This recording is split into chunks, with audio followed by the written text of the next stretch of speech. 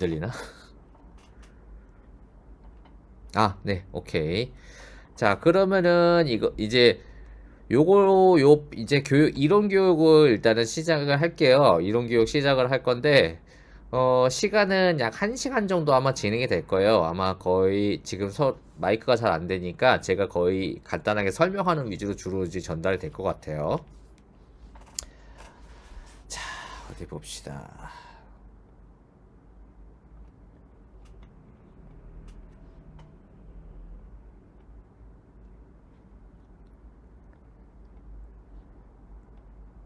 자, 제 소개를 일단 다시 드리면은 저는 지금 여기 대전 프리다이브 블랙십에서 강사로 활동하고 있는 김창모라고 하고요.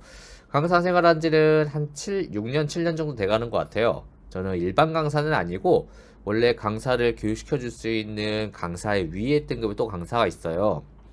트레이너라고 해서 이제 강사 그 위에 등급 강사가 있는데 그 강사로서 지금 이제 대전에서 활동을 하고 있습니다. 그래서 원래는 강사 생활하기 전에는 직업군이어가지고 이제 군에서 좀 생활을 좀 오래 했었어요. 한 16년 정도 군 생활을 하고 이제 나와가지고 강사 생활을 지금까지 쭉 하고 있어요.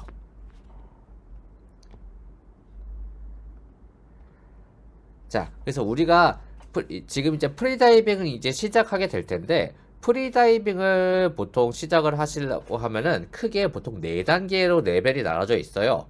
지금 화면에 보이시는 제일 아랫부분 프리다이버 같은 경우는 어린이 과정이라서 빠져 있다고 생각을 하시면 되고요.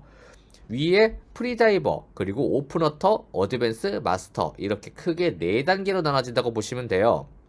그래서 이걸 각자 레벨 1부터 레벨 4까지 이렇게 나눠져 있는데 레벨 1 프리다이버 같은 경우는 보통 3에서 5m를 내려갈 수 있다고 얘기를 하고 레벨 2 오픈워터는 10에서 16m, 레벨 3 어드밴스는 20에서 26m, 레벨 4 마스터는 32m 이상을 내려갈 수가 있고 거기에 내려갈 수 있는 스킬이랑 교육 같은 거를 가르치고 있어요. 그래서 실질적으로 우리가 레벨 1 프리다이버 같은 경우는 잠수풀, 일반적인 수영장이 아니고 3에서 5m 정도가 되는 잠수풀을 내려갈 수 있는 최소한의 레벨이라고 보시면 돼요. 하지만은 레벨 1 프리다이버가 이제 바다를 나갈 수 있는 기준은 아니고요. 일반적으로 우리가 생각하는 프리다이빙, 바다에서 스노클링으로 물 떠다니다가 잠깐 물속에 들어가가지고 나와서 넣을 수 있는 거. 그 정도의 수준이 되려면 통상적으로 레벨 2 오픈워터 정도까지는 가셔야지, 아, 이 사람이 그래도 바다에서, 안전하게 프리다이빙을 즐길 수 있겠구나. 그렇게 할 수 있다고 생각을 하시면 돼요. 그래서 레벨 2까지는 그래서 누구나 쉽고 누구나 편하게 프리다이빙을 즐길 수가 있으신 거예요. 근데 이제 레벨 3, 레벨 4가 되면 이때부터는 약간 좀 난이도가 좀 높아지기 시작을 하면서 이때부터는 약간 좀 스포츠적인 면으로 바뀌기 시작을 해요. 한 레벨 2 정도까지 우리가 편안하게 하다가 3, 4쯤이 되면은 내가 좀 더 한번 깊이 들어가 볼까? 아니면 한번 좀 더 멀리 가볼까 하는 생각을 하면서 좀 더 깊이, 좀 더 멀리 들어가면서 이제 스포츠적으로 내가 기록을 세우려고 하기 시작을 해요. 그러면 그때부터는 이제 레벨 3, 레벨 4 단계를 하셔가지고 더 깊은 물속으로, 깊은 수심으로 들어가게 되는 거고요. 그래서 이렇게 레벨 1부터 레벨 4까지 이렇게 4단계에 걸쳐가 죄송합니다. 이렇게 4단계에 걸쳐가지고 우리가 프리다이빙 레벨이 나눠져 있어요. 이제 레벨 4 이상으로 넘어가게 되면 그때부터는 이제 강사 과정으로 넘어가게 되는 거고요.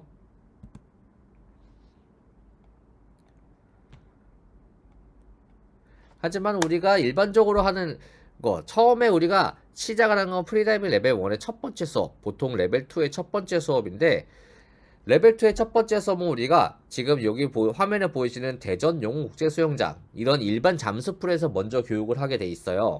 지금 수영장을 딱 보시면은 왼쪽 하단부를 그림을 보시면 저기가 보이는 게 지금 3m예요. 그리고 꺾어지고 안쪽으로 들어가면은 5m, 이렇게 3에서 5m로 구성이 되어 있는데, 일반적으로 딱 하루만 한 원데이 클래스 혹은 레벨 1 과정만 하더라도 이렇게 3에서 5m 이상 물속으로 편안하게 들어갈 수가 있어요. 그렇기 때문에 레벨 1 같은 경우는 실질적으로 수업 자체가 하루면은 거의 다 끝나요, 대부분. 이제 근데 우리는 여기서 더 이제 넘어갈 거니까 이제 레벨 2는 10m 이상을 들어갈 수 있다고 아까 얘기를 했었어요. 10에서 16m까지 들어갈 수 있다고 얘기를 했는데 왼쪽에서 두 번째 사진을 보시면은 저기가 이제 용인의 딥스테이션이라고 해서 36m짜리 잠수풀이에요. 36m 36 아니구나. 36m짜리 잠수풀인데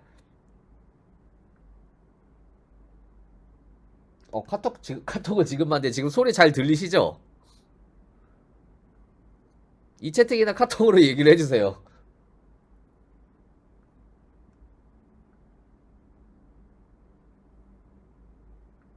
아, 네네네네. 씨, 순간적으로 안 들리시는 줄 알고. 자, 그래서 우리가 10에서 16m 정도 내려가는 걸 연습을 해야 되기 때문에 두 번째 사진에서 보이는 용인의 딥스테이션을 가서 저기 나무 사진이 있는데 저 나무가 밑에까지 저 밑에 뿌리가 딱 10m까지예요. 그래서 저 10m까지 해가지고 우리가 물속으로 내려가는 연습을 하는 게 우리가 레벨 2의 마지막 수업 과정이에요. 그렇기 때문에 저 정도를 내려가야지 우리가 충분히 바다를 나가서도 안전하게 할 수 있다. 내 몸을 적어도 내가 가눠가지고 할 수 있다고 얘기를 할 수가 있어요. 이제 그 다음에 레벨 3, 레벨 4가 되면 실제로 수심이 더 깊어지기 시작을 해요. 그렇게 깊어지면은 지금 여기도 마찬가지로 용인의 딥스테이션 똑같이 딥스테이션이에요. 그래서 여기 나무 쪽을 보면은 오른쪽 상단에 이 나무 그림을 보면은 여기가 딱 아까 우리가 얘기했던 10m의 구간이고요.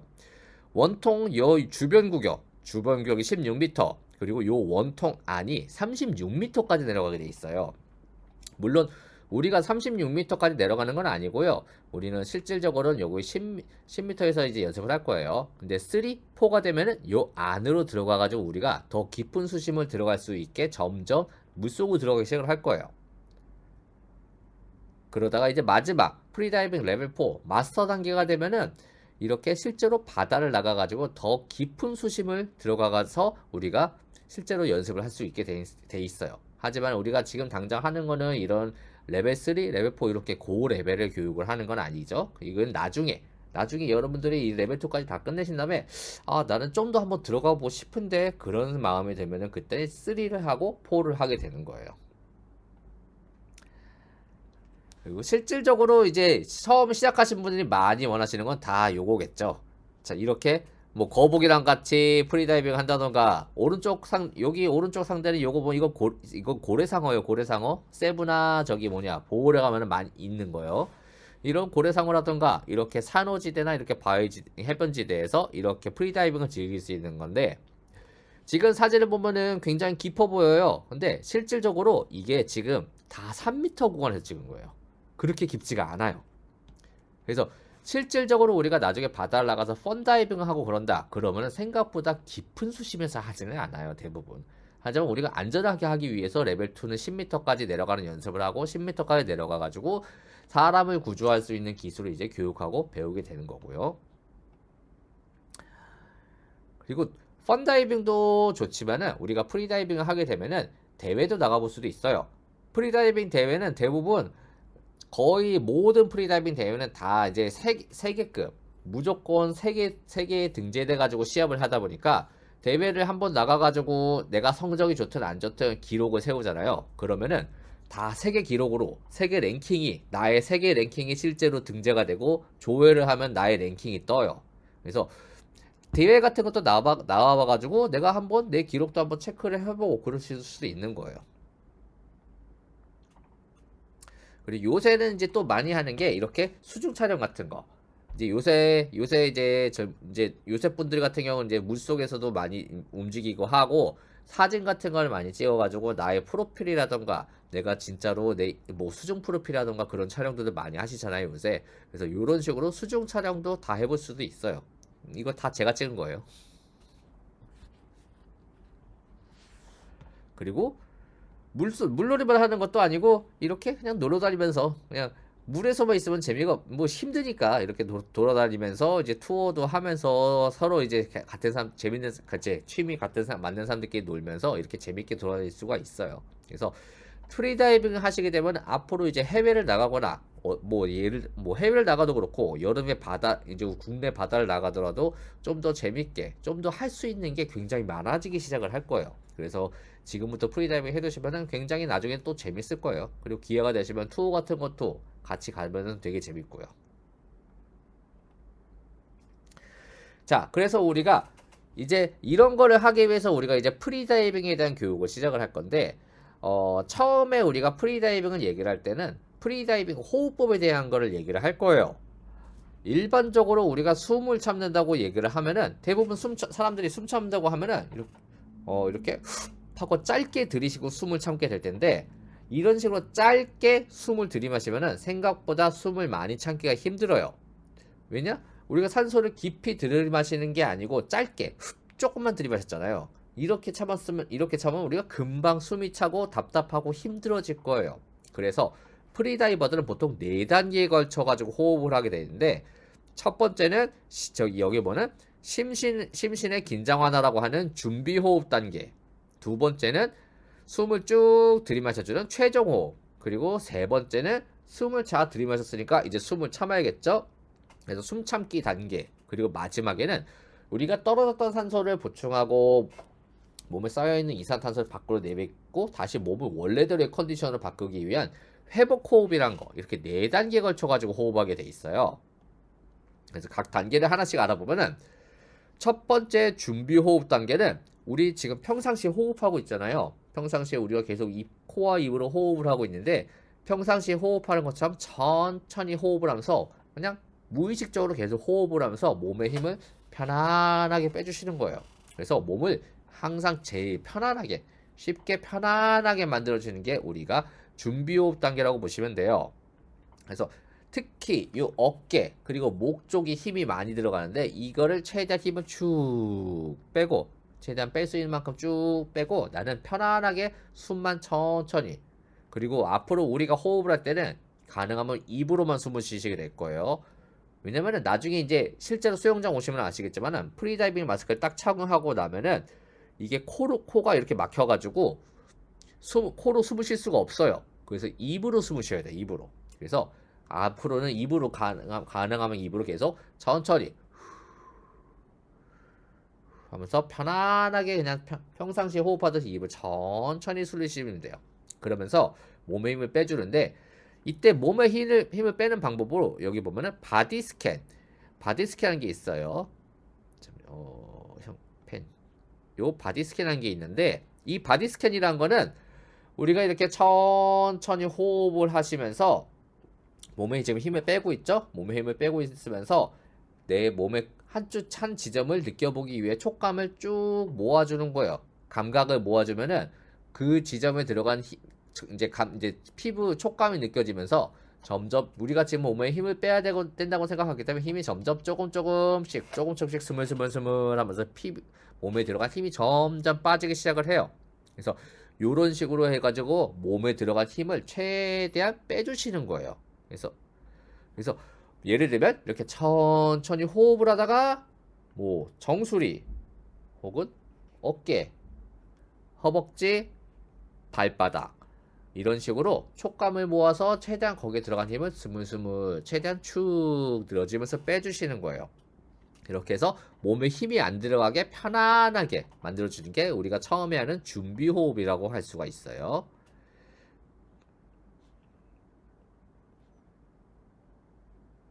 자, 그 다음에 두 번째가 되면 우리가 최종 호흡을 시작할 건데, 최종 호흡은 아까 우리가 이제 숨을 들이쉬는 거예요. 근데 아까 우리가 처음에 숨 들이쉴 때 훅 하면은 생각보다 숨을 많이 못 가져간다고 했었죠. 그래서 최종 호흡을 할 때는 좀 길게 천천히 숨을 들이마실 거예요. 제 얼굴 쪽 화면도 보이시나요? 이거 화면 공유 말고? 아, 네네. 네. 그래서 최종 호흡을 할 때는 어떻게 하느냐, 이렇게 천천히 준비 호흡을 천천히 하시다가 최종 호흡이 시작되면 내 아랫배에다 공기를 차곡차곡 쌌듯이 이렇게 숨을 들이실 건데,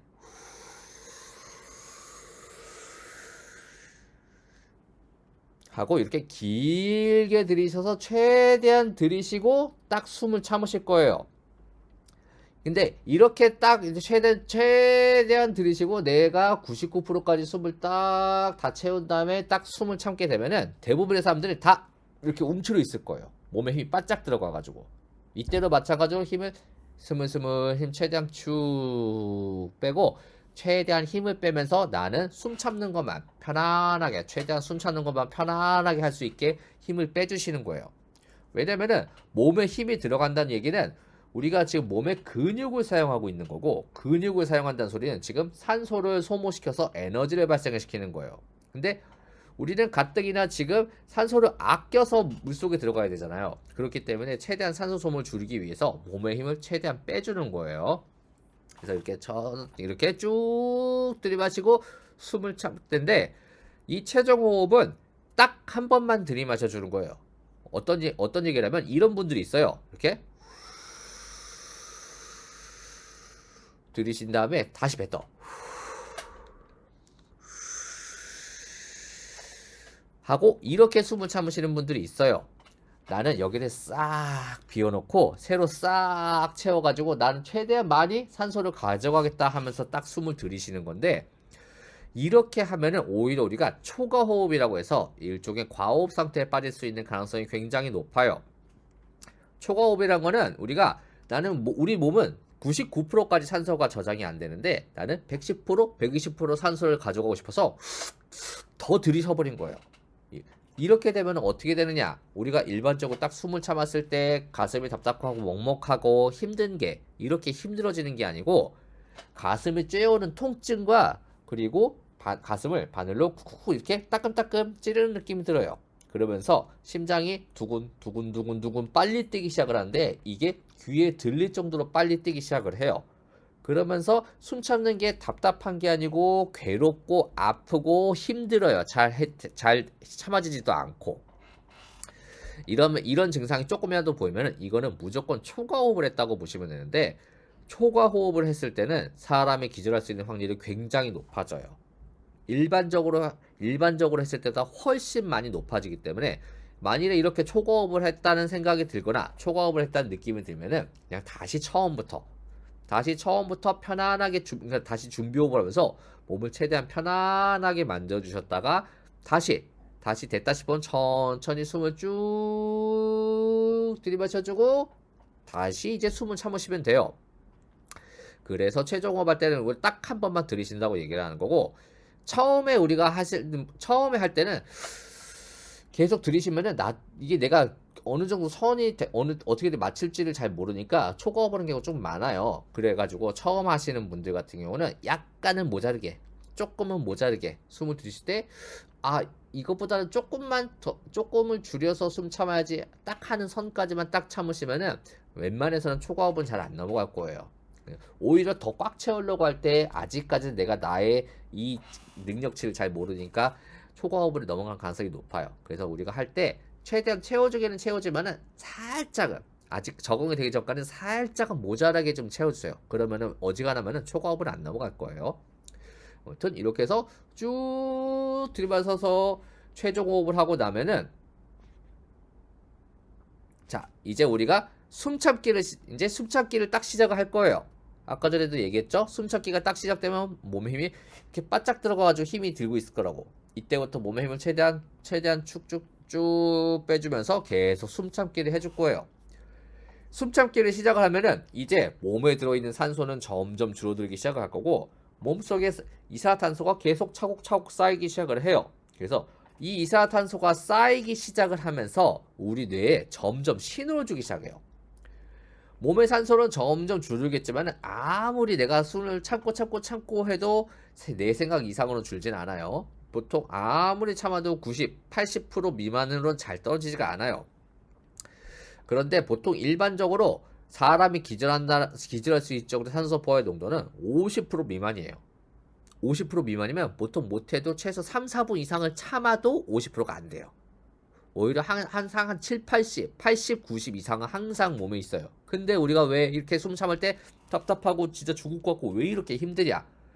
아까 전에 얘기했던 이산화탄소 이산화탄소가 이렇게 차곡차곡 쌓이기 시작을 하면서 평상시에는 우리가 이산화탄소가 중성의 농도를 가지고 있던 게 점점 쌓이기 시작을 하니까 점점 산성으로 바뀌기 시작을 해요.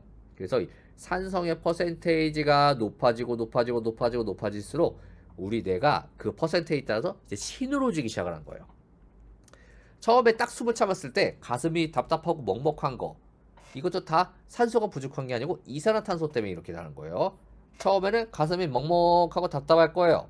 그리고 여기서 더 시간이 쭉 지나면은 목젖이 침을 꿀꺽꿀꺽 삼키려고 해요. 침 삼킴 현상이 오기 시작을 해요. 여기서 더 시간이 쭉 지나면은 손끝과 발끝이 찌릿찌릿 우리 닭살 돋을 때처럼 쭉 오면서 이게 몸으로서 쭉 오면서 몸이 점점 후끈후끈 더워지기 시작을 해요. 열감이라고 해서 실제로 몸이 더워져요. 여기서 더 쭉 지나고 하다가 쭉 참고 있으면은 난 이렇게 가만히 있는데 내 폐가 내 이 가슴 쪽 횡격막이 이렇게 욱 하면서 울컥하고 내 가슴이 움직여요. 호흡 충동이라고 해가지고 우리 뇌가 너 이만큼 지금 이산화탄소가 쌓여 있어 이제 숨을 쉬어야 돼 하면서 강제로 지금 폐와 횡격막을 강제로 쥐어짜고 있는 거예요. 숨을 쉬게 만들어 주려고. 이 호흡 충동까지 오면은 굉장히 꽤 숨을 많이 참아요. 아까도 얘기했지만 한 2-3분 이상 3분 이상은 참아야지 이게 올까 말까 한데 이 횡격막은 처음에 딱 경험하면 대부분 오씨 하면서 깜짝 놀라가지고 보통 다들 깜짝 놀라요. 왜냐면 이러면서 기절하는 거 아니야? 이런 생각을 가지고 있으니까. 근데 이 호흡 충동까지 오더라도 우리 몸속의 산소는 90% 이상이 남아 있어요. 엄청나게 많이 남아 있어. 실제로 산소포도 측정기를 꽂거나 요새 시계에 산소포도 와 있는 거 많잖아요. 그때 딱 재잖아. 실제로 90 밑으로 잘 안 떨어져요. 어지간하면 잘 안 떨어져요. 그런데 우리가 힘든 이유는 산소가 부족해서 그런 게 아니고 이산화탄소가 몸에 쌓여가지고 이산화탄소가 몸에 쌓이고 하니까 점점 산성으로 올라가면서 계속 뇌가 신호를 주고 있는 거야. 너 숨 쉬어. 이제 빨리 숨 쉬어야 돼. 라고 하면서 신호 주고 있는 건데 실제로는 산소가 아직 많이 남아있다고 하는 거예요. 그래가지고 산소가 부족한 게 아니고 이산화탄소가 쌓여서 우리가 힘든 것처럼 느껴진다. 라고 이제는 우리가 배웠기 때문에 인식을 하고 이제 배웠기 때문에 알 수가 있는 거예요. 물론 지금은 아직까지는 많이 안 해봤고 몸이 적응되지 않는 상태이기 때문에 많이 힘들 거예요. 분명히 힘들어요. 근데 조금만 점점 한 번 하고 두 번 하고 세 번 하다 보면 이제 몸이 산소가 부족한 거에 대해서가 아니고 이산화탄소에 대해서 적응을 하기 시작을 해요. 그래서 처음에는 정말로 30초도 못 참는 분들도 있어요. 근데 이게 한 번을 하고 두 번을 하고 세 번을 하고 계속 하다 보니까 30초가 40초가 되고 40초가 50초가 되고 그렇게 조금씩 계속 늘어나면서 몸이 점점 적응을 하기 시작을 할 거예요. 그래서 그래가지고 너무 급하게 할 필요 없이 처음에 숨 얼마 못 참아도 상관없어요. 계속 하면서 적응을 하면은 누구나 다 2분 이상 진짜 잘하신 분은 금방 3분, 4분 다 참을 수가 있어요. 그렇기 때문에 어차피 우린 프리다이빙 하면서 앞으로 계속 지금 얘기하는 순서에 따라서 숨 참기를 하게 될 거고 몸이 점점 이산화탄소에 적응을 하게 될 거예요. 그래서 최대한 적응하고 힘 빼고 하면서 앞으로 숨 참기를 계속 할 거예요. 그리고 또 하나, 숨 참기를 할 때 우리 프리다이버들은 물속에서 숨을 참기를 할 때는 절대로 물속에서 숨을 뱉지를 않아요. 왜냐? 우리는 물속에서 스노클 물고 있겠죠? 스노클을 들어가기 전에는 물 빼고 들어가요. 빼고 입을 다문 상태에서 이 상태에서 이제 물속으로 들어갈 텐데 이렇게 잠시만요. 이게 또 자, 이렇게 숨을 빼고 들어가서 입을 열질 않는데 왜냐면 입을 여는 순간 우리 몸속에 있는 공기의 한 40-50%가 확 나가버려요. 그러면은 당연히 산소도 부족하겠죠? 당연히 산소도 부족하고 순식간에 잘못하면 우리가 저산소증 상태로 바뀔 수가 있어요. 저산소증이 되면 잘못하면 기절할 수 있는 가능성도 높아질 수가 있겠죠? 그렇기 때문에 절대로 입을 물속에서는 열지 않을 거고 또 하나의 이유가 있어요. 우리가 이 물속에서 입을 연다는 거는 지금 공기방울이 버블이 버글버글버글 이렇게 나오기 시작을 할 거예요. 이거는 이 사람이 기절하기 직전의 증상 중에 하나예요. 내 몸이 컨트롤이 안 돼가지고 옥 하면서 보글보글 하고 공기방울이 올라오는 거예요. 그러면은 주변에서 내 버디, 내 친구들이 보고 쟤 기절하는 거 아니야? 하면서 가서 끄집어 올려내버릴 수가 있어요. 그렇기 때문에 물속의 서프리다이버들은 절대로 숨을 뱉지를 않는다고 얘기를 하는 거예요. 물론 이거는 이제 일반적인 프리다이빙 할 때이고 우리가 놀러 가서 하면은 할 수도 있어요. 그럴 때는 할 수도 있지만 지금은 우리가 교육 중이니까 프리다이빙 트리바이더는 절대로 물속에서 숨을 뱉지 않는다고 얘기를 하는 거예요. 자, 그렇게 호흡을 하고 이렇게 숨을 쭉 참고 쭉 참고 나면은 이제 이제 더 이상 나는 숨을 못 참겠어. 그럼 마지막에는 회복 호흡이란 걸 해가지고 자, 떨어졌던 산소를 빨리 보충을 하고 몸속에 있는 이산탄소를 바깥으로 내뱉는 행위를 해줄 거예요. 요거는 어떻게 하느냐? 자, 이렇게 숨을 쭉 참고 숨을 쭉 참다가 이제 더 이상 안 될 것 같아. 그러면은 침 뱉듯이 툭 하고 뱉을 거예요. 몸속에 있는 이산탄소를 툭 바깥으로 뱉어주고 산소를 하고 크게 들이마셔 줄 거예요. 이거를 지금 한 게 한 세트예요. 이거를 빠르게 연속 3번 해서 몸에 있는 이산탄소를 빨리 바깥으로 내뱉어주고 산소를 크게 들이마셔줘가지고 내 몸을 빨리 산소 포화도 99%로 채워주는 거예요. 이렇게 해야지 우리가 몸을 다시 원래대로의 항상 원래 산소 99%의 평상시의 상태로 회복을 시켜줄 수가 있어요. 그래서 이 4단계의 호흡법 중에서 이 마지막 네 번째 회복 호흡이 가장 중요해요. 우리가 수영장에서 이제 하다 보면은 회복 호흡을 보통 물속에 들어갔다 나오거나 잠깐 숨 참고 나오면 생각보다 그렇게 길게 안 하다 보니까 회복 호흡을 잘 안 해요. 근데 회복 호흡을 잘 안 하면은 처음에 한 30분, 1시간은 괜찮아요. 근데 나중에 시간이 좀 더 지나고 가면 어떻게 되냐? 우리 몸이 스폰지가 물 먹은 것처럼 쭉 늘어지기 시작을 해요. 몸이 점점 회복이 안 되기 시작을 해요. 그때 실제로 산소 포화도 측정해보면 95, 94 그렇게 떨어져 있어요.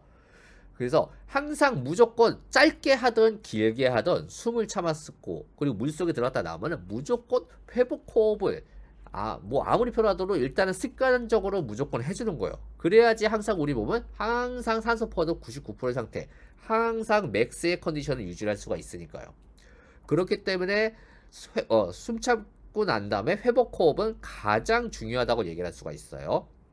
자, 그래서 처음에 준비 호흡을 통해서 몸을 편안하게 만들어주고 최종 호흡으로 숨을 쭉 들이마시고 숨 참기가 시작이 되면은 산소는 떨어지고 이산화탄소가 계속 쌓이기 시작을 하면서 우리 몸에 여러 가지 신호를 준다고 했어요.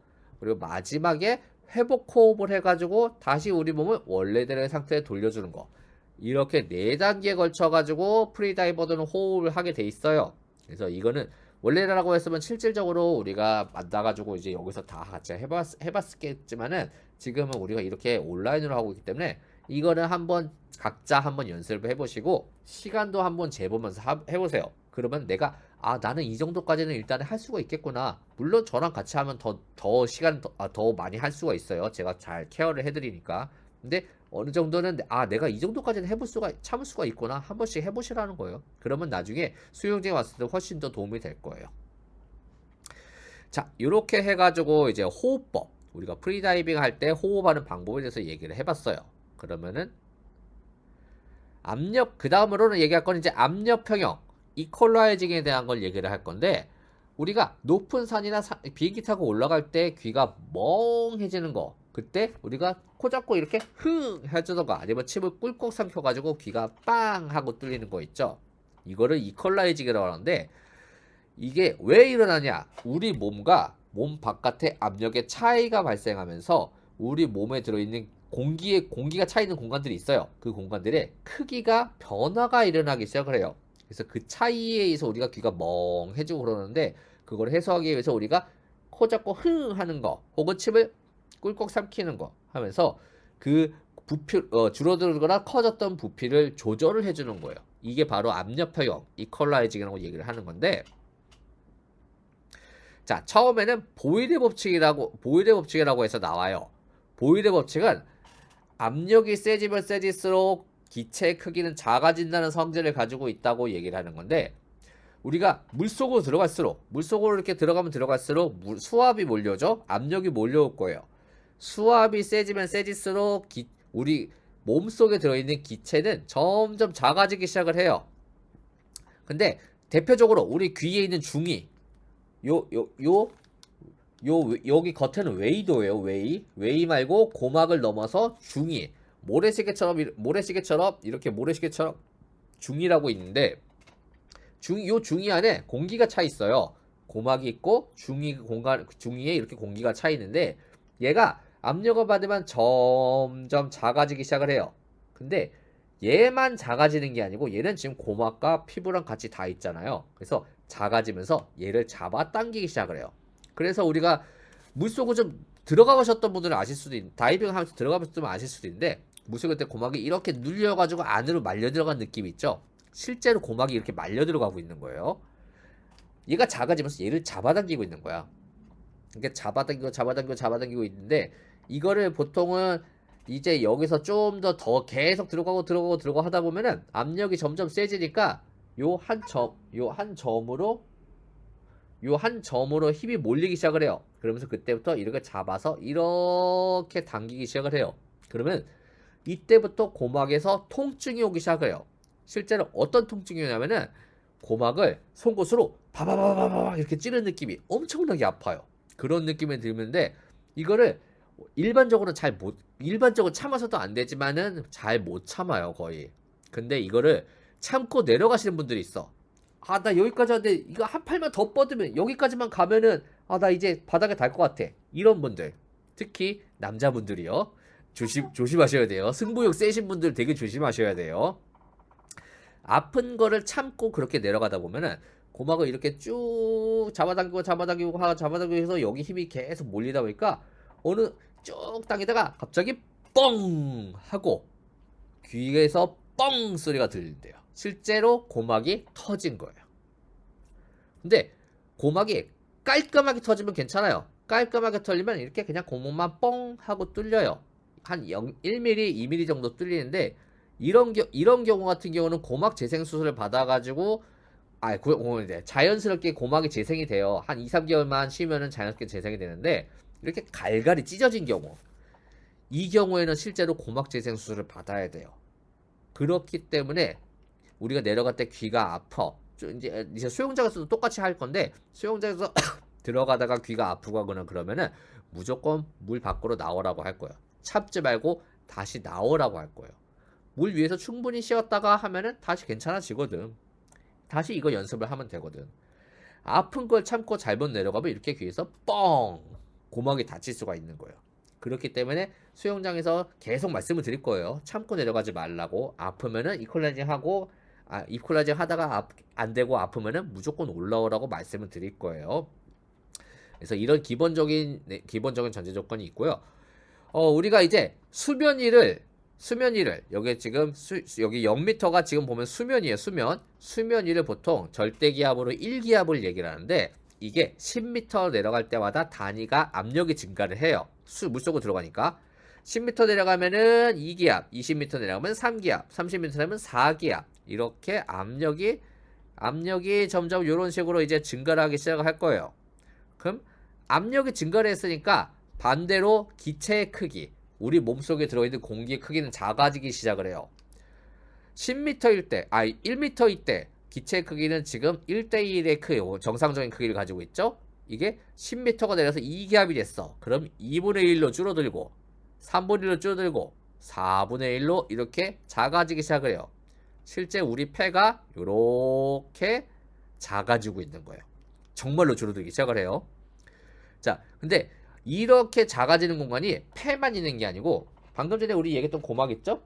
고막 안에 중이에 공기가 차 있는 공간이 있다고 있었어요. 이 중이가 있고, 두 번째 부비동이라고 해서 눈썹이 코 주변, 눈 뒤쪽으로 해서 전부 뼈 안쪽으로 전부 다 해서 0.3L 정도의 공기가 차 있는 공간이 있어요. 여기도 마찬가지로 압력 평형이 잘 안 되면 엄청나게 아파요. 보통 부비동 왔다고 얘기하는데, 바늘로 미간을 쿡쿡 이렇게 엄청나게 쑤시는 느낌이 들어요. 이것도 되게 아파. 근데 이것도 마찬가지로 참고 내려가면 굉장히 당연히 아프고 내구도 다칠 수가 있어요. 이게 더 심해지면은 잇몸으로 이렇게 엄청나게 두들기듯이 아파요. 마찬가지로 엄청나게 아파요. 그래서 이것도 마찬가지로 이퀄라이징 잘 안되면 그냥 올라오셔야 돼요. 그리고 세 번째는 마스크예요. 우리가 프리다이빙 마스크를 딱 쓰게 되면은 마스크도 이렇게 여기 안에 지금 공기가 차 있겠죠? 그래서 요것도 마찬가지로 작아지기 시작을 할 건데, 이 마스크 같은 경우는 어떻게 되느냐? 얘가 안으로 이제 밀려 들어와요. 이렇게 쭉 오다가 나중에 점점 이렇게 눈을 이렇게 뜨기 힘들 정도로 엄청나게 눌려가지고, 너무 눌려가지고 눈을 뜨기 힘들 정도가 돼요. 이거를 마스크 압착이라고 하는데, 마스크 압착을 해소한 게 되게 쉬워요. 지금 코가 안에 들어가 있죠? 코로 한번 흥 해주면은 자연스럽게 뽕 하고 커져요.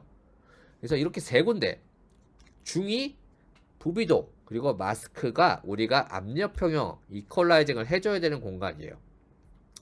사람의 폐는 되게 부드럽고 유연한 기관이고, 우리가 어차피 손을 어떻게 댈 수 없는 곳이기 때문에 얘는 알아서 자기가 줄어들었다, 알아서 차이가 커져요. 그래서 크게 신경 쓰실 필요가 전혀 없고, 어차피 우리가 신경 쓸 수도 없어요. 그래서 일반적으로 우리가 세 군데에 대해서 압력 평형을 해줘야지 아프지 않고 우리가 물속으로 들어갈 수가 있어요. 자, 그래서 우리가 프리다이빙 할 때 쓰는 압력 평형 기술, 이퀄라이징 기술은 크게 4가지 정도를 얘기를 하는데, 그 중에서 우리가 실질적으로 쓸 수 있는 건 2가지예요. 첫 번째는 발살바. 우리 코 잡고 흥 하는 거 있죠? 이게 바로 발살바예요. 코 잡고 흥 하면 귀가 뻥 하고 뚫릴 거예요. 궁금하신 분들은 지금 한번 해보세요. 코 잡고 흥 해서 코에다 바람을 흥 불어주면 뻥 하고 뚫리는데, 이거는 정확하게는 복부의 복근으로 폐를 눌러서 폐에 있는 공기를 위로 쭉 끌어올려 가지고 공기를 위에까지 보내주는 기술이에요. 그래서 코 잡고 배에다 힘줘서 흥 하라는 거예요. 그러면 뻥 하고 뚫리거든요. 근데 이 발살바는 폐에 있는 공기를 쓰는 거다 보니까 한계가 좀 있어요. 왜냐면 폐는 밑으로 내려가는 데서 작아지고 있다고 했죠. 나중에 작아지고 있는 애를 이렇게 더 쥐어 짜봤자 올라올 수 있는 공기가 적어지는 거예요. 그래서 발살바는 통상 한계 수심은 한 10m 정도를 얘기를 해요. 그 이상 내려가면 발살바가 하기가 힘들어진다고. 왜? 폐가 작아지고 있으니까. 그래가지고 프리다이버들은 발살바보다는 프렌젤이란 기술을 써가지고 이퀄라이징을 해야 된다고 얘기를 해요. 프렌젤은 요 입 안에 공기를 이렇게 모아놓은 상태에서 요 혀를 이빨 뒤에다 모아놓고 요 안에 공기를 모아줄 거예요. 그럼 여기 공기에 지금 빵빵하게 압력이 차겠죠? 이때 요 혀를 입천정을 이렇게 붙여줄 거예요. 이렇게 피스톤 하듯이 이렇게 붙여주면서 여기에 있는 공기가 위로 이렇게 올라갈 수 있게 해주는 게 프렌젤이란 기술의 정의인데, 이렇게 얘기하면 프렌젤이 어떻게 되는지 잘 모르실 거예요. 그래서 어떻게 하느냐? 첫 번째, 먼저 요 성문, 우리가 목소리가 나오는 이 목을 닫아줘야 돼요. 성문을 닫는 거는 이렇게 아악 하면은 목이 이렇게 딱 닿아가지고 혓바닥이랑 목젖이 이렇게 딱 붙어가지고 목소리가 더 안 나오죠. 이 상태가 기본적으로 유지가 돼야 돼요. 이 상태에서 아까 전에 얘기했던 혀 끝이 이빨 뒤에 간 상태에서 공기를 빵빵하게 채워주고 이 혓바닥을 입천정으로 이렇게 밀듯이 이렇게 천정을 붙여줄 거예요. 동시에 코로 바람을 불어넣어주는 거예요. 이걸 붙이면서 불어주면은, 잘 보세요. 코 보면은 맞아, 이게 볼록 이렇게 튀어나올 거예요. 이렇게 되면은 이제 귀가 뻥 이런 식으로 해가지고 이퀄라이징 되는 거예요. 물론 이거는 처음부터 되시는 분들도 있고 안 되시는 분들도 있을 거예요. 그래서 하지만은 안 되시는 분들도 계속 연습을 하고 하다 보면은 이 프렌젤 하는 근육들이 점점 힘이 생기기 시작하면서 나중에는 점점 같이 뻥 뚫리면서 되기 시작을 해요. 처음에 잘 안 되는 이유는 혀 그리고 요 목젖, 이 2가지가 우리가 프렌젤을 하는 근육들인데, 많이 안 쓰다 보니까 얘가 우리가 적응이 안 돼 있고 얘들이 힘이 잘 없어. 근데 계속 연습하다 보면은 점점 얘들이 힘이 생기기 시작하면서, 왜냐면 근력 운동하는 거랑 똑같아요. 마찬가지로 얘기 많이 안 쓰는데 이거 계속 연습을 하니까 점점 힘이 세지기 시작하는 거예요. 근육이 생기기 시작하는 거예요. 그러면서 나중에는 뻥뻥 이런 식으로 해가지고 점점 힘이 생기면서 이퀄라이징이 되기 시작을 하는 거예요. 그래서 내가 발살발을 하는지 프렌젤을 하고 이제 알기 가장 쉬운 방법 중에 하나는 손을 배에다가 대고 코 잡고 흥 해서 이퀄라이징 했을 때 배 가슴이나 여기 배에 힘이 조금이라도 들어가면 이건 무조건 이거 발살발이에요. 근데 힘이 하나도 안 들어가고 내가 했을 때 뻥뻥 하고 이퀄라이징이 돼. 그러면 이거는 프렌젤이에요. 근데 아까도 발사발 한계 수심이 얘기했잖아요. 그래서 프리다이버들은 프렌젤을 해가지고 우리가 물속으로 내려갈 수 있어야 된다고 얘기를 해요. 매뉴얼 쪽으로는. 실제로 제가 교육을 할 때는 교육생들한테는 일단 발사발고 프렌젤이고 상관없으니까 일단 뚫고 내려가라고 얘기를 해요. 왜? 10m까지는 상관없거든. 큰 문제가 없거든. 어차피 우리는 일단 10m만 내려가면 되거든요. 그래서 대신에 발살발을 계속 하다가 점점 이거를 프렌젤로 바꾸라고 얘기를 해요. 발살발 하는 감각을 점점 프렌젤로 바꿔줘서 나중에는 결국 프렌젤을 할 수 있게 만들어줘야지 우리가 나중에 더 깊은 수심으로 더 쭉 편안하게 내려갈 수가 있으니까. 그래서 이 두 가지 방식, 발살발과 프렌젤 이렇게 두 가지 방식인데 이거는 우리가 나중에 수영장 와서 한번 다 해볼 거예요. 대신 미리 연습해주면 좋아요. 그리고 토인비랑 BTB 같은 경우는 일단은 주된 기술에서 약간 좀 사이드적인 개념이에요. 토인비는 우리가 흔히 하는 거, 침 삼킴. 귀 멍할 때 꿀꺽 해가지고 삼키면 귀가 뻥 뚫리죠? 이게 침 삼키면서 요 압력이 그대로 올라가는 거예요. 그리고 BTB 같은 경우는 손을 안 대고 하는 이퀄라이징인데 이거는 요 위턱과 아래턱 사이의 근육을 이렇게 힘을 주게 되면은 요 중위, 아까 중위가 이렇게 모래시계처럼 돼 있다고 했었죠? 이 중위가 공기가 우리가 이퀄라이징을 하면은 공기가 이 통로를 밀어서 이렇게 들어가 주는 건데 이 BTB는 요 위에 근육을 강제로 잡아당겨 가지고 이 통로를 열어주는 거예요. 그래서 이거를 되는 사람들도 있고 안 되는 사람들도 있어요. 그렇기 때문에 이거는 하면은 좋은 거지만 굳이 꼭 지금 당장 할 필요는 없어요. 되면 좋은 거긴 하지만은 지금 이거를 손을 안 대고 내가 연습하고 싶다고 해서 하는 건 아니에요. 일단은 우리는 프렌젤이 먼저 돼야지 그 다음 걸 얘기를 할 수가 있으니까.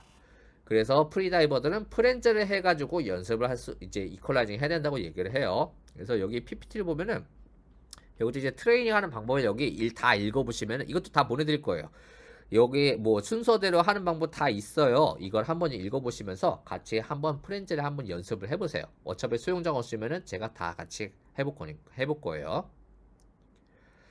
자, 그 다음으로 이제 안전에 관련된 얘기, 세이프티에 관련된 얘기, 저산소증에 관련된 얘기를 할 건데, 우리가 아까 처음에 산소가 50% 미만이 되면은, 우리 몸속에 있는 산소가 50% 미만이 되면 사람이 기절할 수 있는 확률이 굉장히 높아진다고 얘기를 했었죠. 그래서 우리가 두 가지 경우, 일반적인 프리다이빙 때는 어지간하면 잘 안 와요. 저도 1년에 한 300명 이상 교육하는데, 그리고 몇 년 교육했다고 했잖아요. 실제로 제가 교육을 하면서 딱 2명이 있었어요. 약한 저산소증이. 근데 이 2명도 일반 레벨이 아니고 고레벨들, 레벨 4 교육을 할 때. 어지간하면은 낮은 레벨에, 이제 일반적인 레벨이나 낮은 레벨에서는 잘 안 와요. 그 전에 자기가 숨차가지고 위로 더 올라와. 그렇기 때문에 이런 거 거의 없긴 한데, 알고는 있어야 되고 대처 방법을 알아야 되겠죠? 그래서 첫 번째, LMC, 로스 오브 모터 컨트롤이라고 얘기를 하는 건데, 얘는 물 밖에 산소가 부족한 상태로 딱 나왔을 때 의식은 있어요. 의식은 있는데 문제는 로스 오브 모터 컨트롤, 내 몸의 컨트롤을 내가 내 마음대로 몸을 못 움직여요. 그래서 어떻게 되느냐? 딱 물 밖에 이렇게 딱 나왔잖아요. 나오고 나서 이제 회복 호흡을 해야 되겠죠? 회복 호흡을 해야 되는데 이러고 있을 거예요. 입이 안 열리는 거야. 나는 숨을 쉬어야 되는 생각하고 있는데 입이 안 열려요. 실제로 그래요. LMC 같은 경우는. 그래서 그러면서 동시에 삼바 춤 춘다고 얘기하는데 몸을 부르르 떠면서 물속으로 가라앉아요. 균형 감각도 없어진 거예요. 근데 약한 저쪽에서 너무 걱정을 안 하셔도 돼요. 혹시 나오더라도. 자, 그래서 LMC가 온 다이브를 내 버디가 딱 발견을 하면은 이 사람을 가라앉지 않게 딱 잡아준 다음에 마스크랑 스노클 벗겨주고 숨을 쉴 수 있게 유도만 해주면 돼요. 야, 벗겨주고, 야, 홍길동 빨리 숨 쉬어. 야, 누구누구 너 빨리 숨 쉬어 하면은 하고 숨을 쉬어요. LNC는 의식이 있는 약한 저선주의거든요. 문제는 블랙아웃. 물속에서 말 그대로 기절하는 거예요. 그대로. 근데 일반적으로 우리가 기절한다고 생각을 하면은 이렇게 발을 차면서 하나 둘 이렇게 차면서 가고 있다가 점점 느려지면서 이렇게 기절할 거라고 생각을 해요. 근데 절대로 기절한 사람은 이렇게 기절을 하지가 않아요. 기절한 사람들은 이렇게 하나 둘 이렇게 차고 가고 있다가 당연히 숨 참고 이렇게 차고 가시고 되게 힘들어. 그러다가 아씨 조금 더 가면 될 것 같은데 힘들어 죽겠는데 하면서 가고 있다가 갑자기 이런 느낌이 들어요. 라고 하는 느낌이 들면서 한 조금 편한데 한 5초 더 갈 수 있겠는데 한 두세 발 더 찰 수 있겠는데 하면서 이렇게 쭉 가면서 가고 있다 보면은 어느새 주변에서 사람들이 날 쳐다보고 있어. 그리고 옆에서 누가 날 때리고 있어. 날 때리고 있는데 나 물속에서 이렇게 있는데 왜 쟤들이 날 쳐다보고 있는 거지? 그래서 누가 날 때리고 있는데 하나도 안 아픈데? 왜 이렇게 기분이 좋지? 이렇게 기절해서 물 밖으로 끄집어내신 거예요. 근데 블랙오션 다이버는 보통 중간 기억이 없어요. 근데 이게 쭉 이어졌다고 생각을 하는 거예요. 그래가서 기억이 없다고 하는 거고 라고 한 느낌이 왔을 때 내가 이제 블랙아웃이 오게 전조 증상이 오기 시작을 했구나. 그런 느낌이면 무조건 빨리 물 밖에 나와서 빨리 회복 호흡을 해가지고 몸을 회복시켜줘야 돼요. 거기서 좀 더 지나면 지금처럼 이렇게 기절해버릴 수가 있으니까. 자, 그래서 이렇게 블랙아웃으로 물속에서 기절한다기보다는 우리가 구조를 한다고 얘기를 해요. 왜냐면 실제로 물속에 기절한 다음에 사람을 물 밖으로 끄집어내서 우리가 구조를 해줘야 되니까. 그래서 물속에 있는 사람을 이렇게 쭉 끄집어 올려가지고 물 위로 엎어준 다음에 먼저 마스크랑 스노클을 벗겨줄 거예요. 숨을 쉴 수 있게 얼굴을 개방시켜주는 거죠. 그런 다음에 우리가 블로우 토크라고 해서 블로우 눈밑이랑 코밑을 이렇게 불어주면서 물기를 제거를 해줄 거예요. 숨을 쉴 수 있게 해주게. 그런 다음에 토크, 이 사람의 이름과 강하게 정신 차리라고 얘기를 해줄 거예요. 야, 홍길동 정신 차려. 이게 한 세트예요. 야, 홍길동 정신 차려. 홍길동 정신 차려. 야, 홍길동 숨 쉬어. 이렇게 3회를 해줄 거예요. 이렇게 3번을 했는데도 이 사람이 안 일어나. 그러면은 그 다음에는 구조호흡을 해줄 건데 정확하게 손날로 이마를 눌러서 기도를 개방시켜주고 두 손가락으로 코를 잡고 마우스로 불어주고 놓고 시선을 돌려서 시선을 가슴을 볼 거예요. 가슴이 숨이 들어가면 이렇게 이렇게 붕 부풀어 오르거든요. 다시 잡고 후 불고 확인하고 후 불고 확인하고 해서 3회 이상 의식을 찾을 때까지 계속 구조호흡을 해주는 거예요. 이게 우리가 프리다이빙 할 때 구조를 하는 방법이에요. 근데 잘 보면은 지금 우리가 CPR하는 과정이잖아요. 실제로 이제 이 구조호흡에서 우리가 가슴 압박까지 하면 이게 바로 CPR이에요. 근데 왜 가슴 압박을 안 하냐? 우리는 실제로는 물속에서 기절한 다이버를 끄집어 올려가지고 물 위에서 내가 이 사람 받치고 있는 상태에서 발차면서 물 위에 떠서 지금 이걸 하고 있는 거예요. 그러면서 물 밖으로 이 사람을 끄집어내고 있는 거야. 그렇기 때문에 실질적으로 우리가 할 수 있는 게 구조호흡까지밖에 없으니까 우리가 구조호흡이라도 계속해서 이 사람의 의식을 차릴 수 있게 계속 유지를 시켜주는 거예요. 밥 끌고 나와가지고 바닥은 이제 배라던가 무릎을 끌고 나와서 CPR 해주는 게 가장 좋아요. 근데 그게 안 되니까 우리가 구조호흡까지만 해가지고 이 사람을 깨울 수 있게 노력을 해주는 거예요. 이게 우리가 프리다이빙 할 때 레스큐하는 방법이에요. 그래서 실제로 우리가 나중에 수영장에서 이 레스큐하는 것까지 다 연습을 할 거예요. 실제로 프리다이빙 할 때 마지막 단계는 우리가 레벨 2의 과정의 마지막 코스는 10m에서 기절한 사람을 물 밖에서 끄집어내서 물 위에서 요 레스큐를 할 거예요. 이것까지 통과를 하셔야지 우리가 레벨 2 과정이 끝나요. 그래서 우리가 자격증이 있다는 거, 우리가 지금 자격증이 있다고 얘기를 하는 건 나는 10m까지 들어갈 수 있어요 라고 표시를 하는 게 아니에요. 나는 10m까지는 이 사람을 구해줄 수 있어요 라고 증명을 하는 거예요. 그래가지고 모든 프리다이빙 모든 과정 중에서 이 레스큐는 가장 필수적인 거고 가장 중요한 과정이에요. 내가 나랑 누군가 버디를 하는데 내가 이 사람을 구해줄 수 있어야지. 내가 저 사람을 믿고 나도 들어갈 수 있고 이 사람도 나를 믿고 들어갈 수가 있을 거 아니에요. 그렇죠? 그렇기 때문에 이 레스큐 연습을 힘들긴 하지만 누구나 다 할 수 있어요. 애들도 다 했어. 진짜 만 6세 과정도 있거든요. 애들도 다 했어. 충분히 다 할 수가 있어요. 단지 연습만 조금 하면 돼요. 그래서 이거는 우리가 수영장에서 다 같이 해서 연습을 할 거예요.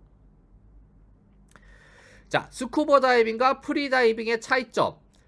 스쿠버 다이빙은 공기 탱크에다가 산소를 집어넣고 계속 마시면서 들어가요. 근데 지금 이 대기 중에 있는 공기는 산소만 있는 게 아니고 질소랑 같이 포함이 되어 있어요. 산소 21%, 질소 79% 이렇게 포함이 되어 있는데 그거를 계속 들이마시면서 물속으로 천천히 들어가요. 왜냐면은 질소는 우리 몸에 들어와서 자연스럽게 빠져나가는데 몸에 남으면 안 되는 기체예요. 근데 압력이 세지면 세질수록 몸속에 들어온 질소가 빠져나가는 시간이 느려져요. 그렇기 때문에 스쿠버 다이빙은 천천히 내려가면서 빠져나가는 시간을 기다리면서 천천히 내려가고 올라갈 때도 마찬가지로 천천히 올라가면서 마지막에 5m 정도에서 안전정지라고 하는데 이거를 한 5분에서 10분 정도 또 대기를 해요. 몸에서 질소가 빠져나가는 시간을 기다려주는 거예요. 그런 다음에 물 밖으로 출소하는데 그것도 모자라서 한 번 스쿠버 다이빙 하면 12시간, 2번 이상 하면 24시간 이상 물 밖에서 휴식을 취하라고 얘기를 해요. 그래야지 몸속에 있는 질소가 완전히 빠져나갈 수가 있기 때문에요. 왜 질소가 몸에 남아있으면 안 되냐? 얘가 혈관을 타고 남아있으면 혈관을 타고 돌아다가 혈관에 딱 착상을 해버려요. 그럼 그때부터 혈액의 흐름을 방해하기 시작을 해요. 그럼 어떤 증상이 오냐? 몸이 따끔따끔하고 벌레가 기어다니는 것 같은 느낌. 척추, 팔다리 이렇게 되게 쑤시고 아프고 가슴도 따끔따끔하고 아프고 온몸이 쑤시고 아픈 이런 거. 잠수병. 우리가 감압병이라고 하는 잠수병이 이 질소 때문에 오기 시작을 하는 거예요. 그래가지고 이 질소에 의한 잠수병을 예방하기 위해서 천천히 했다가 천천히 올라가는 게 스쿠버 다이빙이에요. 왜냐면 계속 질소를 마시니까. 프리다이빙은 한 번만 들이마신 산소와 질소를 가지고 물속으로 쭉 들어갔다가 나와가지고 다시 숨을 쉬잖아요. 그렇기 때문에 질소에 의한 영향은 거의 안 받는다고 얘기를 해요. 근데 딱 두 가지 예상이 있어요. 첫 번째, 휴식이 없는 연속 다이빙을 하는 경우. 누구 얘기하는 거냐면 해녀들 얘기하는 거예요. 해녀들 숨빗소리라고 하는 숨 쉬는 방식이 어떤 거냐면 이렇게 들어가서 해산물을 짓고 나와서 놓고 이렇게 휘파람 불듯이 하고 숨을 들이쉬고 다시 들어가요. 그러면 휴식할 시간도 없이 그냥 다시 들어가죠. 그럼 질소가 빠져나갈 시간도 없이 다시 들어가죠. 그 다시 와서 또 하고 다시 나와서 또 하고 하다 보니까 몸에 질소가 계속 쌓이기 시작을 해요. 그래가지고 나이가 드신 해녀분들이 다 아픈 이유가 다 요 잠수병이어서 그래요. 요새 이제 신세대 해녀들이 프리다이빙이랑 접목을 해서 안전이란 걸 접목을 해서 이제 좀 안전하게 하는 것 뿐이지 옛날 분들은 다 모르잖아요. 그래가지고 진짜 옛날 해녀분들은 100% 다 잠수병을 가지고 있어요. 안 아픈 사람이 없어. 질소 때문에. 그리고 두 번째 경우 딥다이빙을 하는 다이버. 근데 우리가 여기서 얘기하는 프리다이빙에서 딥다이빙 기준은 55m 이상의 딥다이빙을 얘기를 하는 거예요. 물론 우리 입장에서는 지금 20m, 30m 딥다이빙이라고 할 수도 있어요. 하지만은 기본은 55m 이상 딥다이빙이에요. 이런 다이버들은 어떻게 다이빙을 하냐? 보통 두세 번 정도 워밍업을 10에서 15m 정도 워밍업 다이빙을 한 다음에 마지막 세 번째나 네 번째 다이빙을 쭉 들어갔다가 나와서 그날 다이빙을 끝내요. 안 해. 혹시나 몸에 쌓여있는 질소를 바깥으로 빼주기 위해서 혹시나 질소가 쌓여있으면은 이게 다 빼질 때까지 시간을 기다리기 위해서 일부러 그 이상 다이빙을 안 해요. 그날은. 그래서 이런 식의 두 가지를 제외하고는 우리가 프리다이빙 할 때는 실질적으로 질소가 쌓일 위험이 거의 없다고 얘기를 해요. 왜냐면은 물술 끝나고 올라왔어. 그럼 회복 호흡 하겠죠? 회복 호흡 한 다음에 뭐 하겠어? 옆에 내 버디가 떠들겠지. 그럼 조금 떠들고 있다 보면은 벌써 한 4, 5분 지나가요. 그럼 충분히 숨 쉴 거 다 쑤시고 빠져나올 거 다 빠져나가거든. 그렇기 때문에 프리다이빙 할 때는 거의 질소의 위험이 거의 없다고 얘기를 할 수가 있어요. 요런 차이점이 있어요. 자, 프리다이빙 종목. 우리가 이제 프리다이빙을 하기 시작하면 여러 가지 이제 종목들을 하겠는데, 여기 있는 거 대부분 다 우리가 다 수영장에서 다 하게 될 거예요. 요 앞에 3개, 요거 스태틱, 다이나믹, 컨스탄트 웨이트는 우리가 이제 실제로 다 해보는 거고, 요 베리애블 웨이트와 노멀 웨이트는 우리가 하지는 않아요. 이거는 이제 비공식 종목이기 때문에 위험하기도 하고 비공식 종목에서 하지는 않아요. 자, 첫 번째, 우리가 크게 수영장에서 하는 종목, 인도어 종목이라고 하는데, 처음에 하는 거는 스태틱, 숨참기예요. 이게 바로 물 위에서. 근데 일반적으로 그냥 움직이면서 숨 참는 게 아니고 물 위에 붕 떠서 그냥 축 늘어진 상태에서 최대한 숨을 참는 거예요. 그리고 우리 수영장에서 제일 처음에 하는 거고요. 그 다음으로 다이나믹, DYN이라고는 다이나믹, 일반적인 다이나믹, DINB라고 하면은 바이핀 종목이 있어요. 우리가 하는 게 보통 일반적인 바이핀 종목이에요. 핀이 2개니까. 이거는 핀 자명, 쉽게 얘기하면 물속으로 들어가서 얼마만큼 물속에서 멀리 가느냐 하는 종목이에요. 그리고 다이나믹 노핀, 이건 우리 수영에서 자명 있죠? 수영 진짜 자명해서 가는 거, 수영으로 가는 거, 이게 수영에서 하는 자명으로 하는 거예요. 그래서 자, 기록을 보면은 스태틱 숨참기 세계 기록은 11분 35초예요. 유튜브 찾으면 다 나와요. 진짜예요. 거짓말 아니에요. 그런 다음에 다이나믹 핀자명, 핀자명은 지금 여기 301m라고 돼 있는데, 2달 전, 이거 301m 맞아요. 301m. 그런 다음에 다이나믹 노핀, 노핀은 250m. 계속 왔다 갔다 한 거예요. 계속 왔다 갔다. 한 번도 밖으로 안 나오고. 물론 이 정도로 우리가 이 정도로 하지는 않아요. 우리는 이거보단 적게 해요. 자, 그 다음에는 수심 종목. 이제 물속으로 내려가는 종목이에요. 물속으로 내려가는 종목인데, 첫 번째 나오는 거는 컨스탄트 웨이트, CWT라고 얘기하는 건데, 이게 일반적인 프리다이빙이에요. 핀을 차고 물속으로 들어갔다가 핀을 차고 물 밖으로 나가는 거, 이게 일반적인 프리다이빙이에요. 그 다음엔 컨스탄트 웨이트 노핀, 이거는 핀 없이 수영으로 물속으로 들어갔다가 수영으로 물 밖으로 나오는 거예요. 되게 힘들겠죠? 자, 그 다음엔 프리멀전.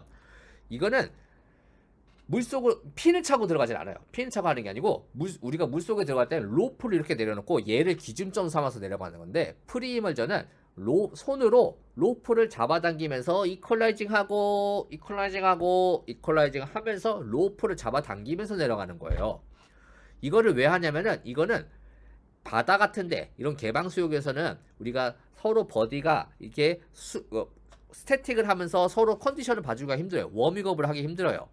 왜냐면 파도가 이렇게 울렁울렁 오니까 서로 봐주기가 힘들잖아요. 그래서 프리머전이라는 걸 해가지고 대신 다른 이런 워밍업을 하는 건데, 줄을 잡고 물속으로 내려가는 순간 자연스럽게 숨을 참기 시작하겠죠. 그러면서 압력 평균도 하니까 그 수심에 대한 압력 체크도 해주면서 워밍업을 해줄 수가 있는 거예요. 그래가지고 프리머전은 우리가 개방 수역, 물속으로 깊이 들어가는 수역에서는 우리가 워밍업으로 보통 많이 해요. 다 해보실 거예요. 자, 베리어블 웨이트. 이거는 슬레드 혹은 무거운 썰매나 무게추라고 하는 거. 쇳덩어리예요. 쇳덩어리를 딱 이렇게 붙잡고 위에서 땅 끊으면은 쭉 빨려 내려가는 거야. 그러면서 이퀄라이징을 흐흐 하면서 내려가다 쭉 도착하면 수영을 해서 올라오거나 줄을 잡아서 올라오는 종목이에요. 그렇기 때문에 굉장히 깊이 들어가기 시작을 해요. 이제 이퀄라이징만 하면 되니까. 마지막에 노 리미트. 장비에 대한 제한도 없어요. 아까 베리어블 웨이트처럼 쭉 내려갔다가 올라올 때도 그러니까 기계가 줄을 쭉 끌어올리던가 아니면 헬륨 풍선 같은 거 터트려서 쭉 올라가던가 하는 거예요.